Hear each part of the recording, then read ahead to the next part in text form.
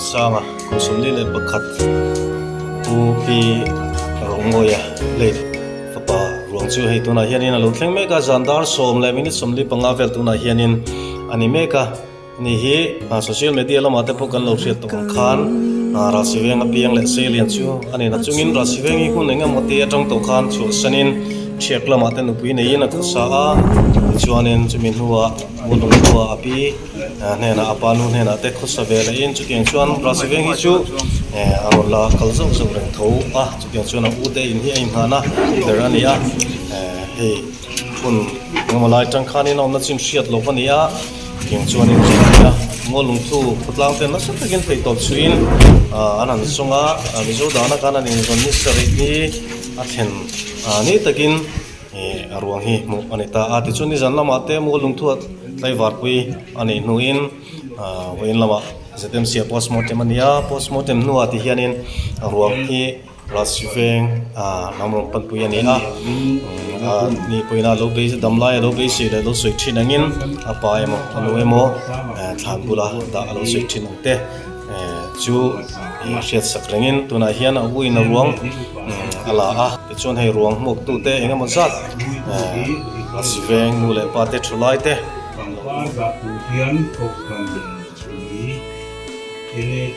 hei kan hung tong le kan chiat to da chim chang te kim mai kan ria a zanian a hian mai zo le hi tin adwa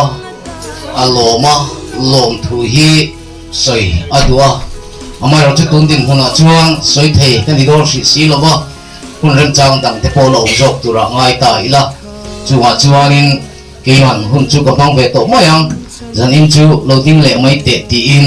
hian ke ka ron ting chua ani a ani ne na kai kum kai na le kai le chi na da na po hi shelo kanom thei ni tuna kan kha me lo lom sa sang te pa le ka pa hi u nau ani a chuwang chuan lom sa te nen hian ka zen kan ni chu tun lai trong takin e tingang chu kan din hon ani a papakhat fa anniya thalimi lek ani in anu borala ariru na he maya akala piang mai khan pathian rem ro tani elom me ro antia ngo reng men pa kha pathian ro re na noya pathian rem ro tani anti jela anwa chuana in sum zo lo khalo inga pathian to chu awahan sualo em ve alo kala piang men pathian rem ro tin ti zel mea fasen te thalimi lekania nuten helai ni a hei hi min lak sa du amo atia pathian chunga hana lung oi lo ni thi na te hi kan hriat thiam apoi mo khop me hebrai bum hi chang som pali som panga kan chiar chuan nau pang te hi ti sa le thi sen chang te an bi a ama bok chu pathian bok chu nau pang te angin mi hringa alo chang ve a thina chunga thina thu nei tu chu chu dia bolani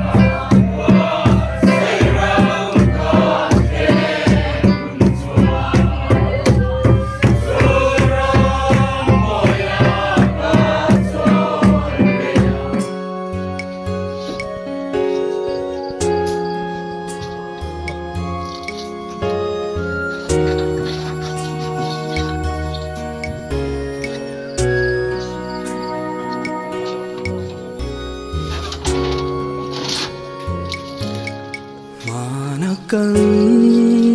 luôn lui à chúng tôi cả tôi nên khua harung chung kim da răng lệ lại đi tới giông kha mùa lần lia man lại chẳng dấu ta lung min lên tìm kiếm cơ đồn khô lên sang sang te ruang chu in lama wina program te man zone ton nu in tu na hian hei thlan lama phum turin kalpui ani ta te chuanin hei thlan lama tu na hian hei dar so pani zanglai dar so pani retreat to maya thlai ro langa ma za tin tin hian an lo la nga ka in khuan nuam lawa kho ching le trup maya chu tiang an chunin kho chia ro sun moya longai in thlan an laya te chuanin hei zan re tak thlengin headline muna hian ama phum tu ra lo hakin ani ropi khop maya mizoni anuama mizoni athamon thak tak zet ani mizo kan ya suino kan ti 14 len nam dang telaka tepo kan chun mm14 ya langchu mizo tlongina kan ti hi ni a chu tlongaina chom nung tura zela hei thalai ro ti zat rasiweng thalai lo lom hin fakom an chun tak zet an thamon puyom ani ti chuan zan reile khochia po soilova atiang anga khotlang tan midang tana in pe thulai khotlang in kan nei thina hi along oma achuan oma athamon thak em thin ani mizo tlong mai na chomnung zel tu ni hi tungai khowela kanom le tu tak ani chutiang chu ya zana hian kan han mu hi along tak zet ani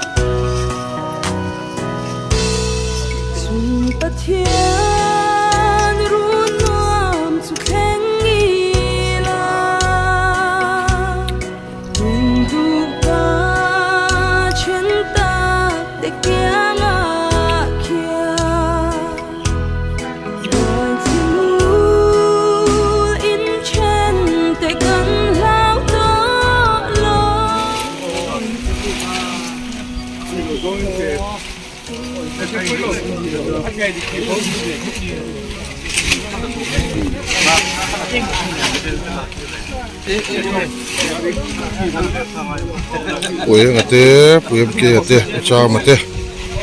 som te ate ta puma thana te nom boka rasi veng tlangwal tlongai thok chuak zan lai apu kan tam khop mai along ang khop ani